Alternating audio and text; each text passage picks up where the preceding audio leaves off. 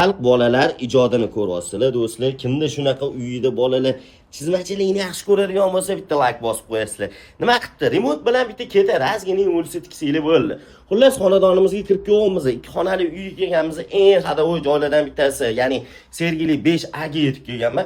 Kecha ham xuddi shunaqa proyektga uy qo'ydim 56 mingga. Bunisi ancha arzonroq. Nima sababdan? Etash sal balandroq bo'lgani uchun.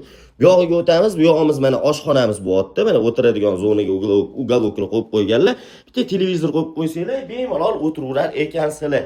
Dal shu o'tiramiz. O'zingiz uchun endi ozgina xolasangiz mehr berib oling. Xonadonlarga asosan olib sotarlar bunaqa olib, ozgina mehr berib, qimmatroq ham sotaveradi. Ideal narxda berilyapti. Ozgina endi tushib bersa o'zi olib sotarga berishib Mize ham mumkin, lekin mana ko'chaga chiqa qolsa, mana xalq foydalanib qolsa, chunki hozir bunaqa narxlar yo'q. Yo'g'imiz Spaniya xona bo'lyapti. Undan tashqari bo'ladi. Imенно shu 7 etajga domladi.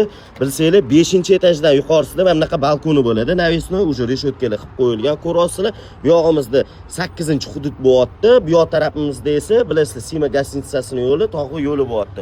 Umumiy maydoni 43 kvadrat metr tashkil qiluvchi Sergeli 5A da joylashgan ayni shu xonadonimizning narxi esa $53.500 deyilyapti. Joyida kelishiladi do'stlar. E'tibor uchun rahmat.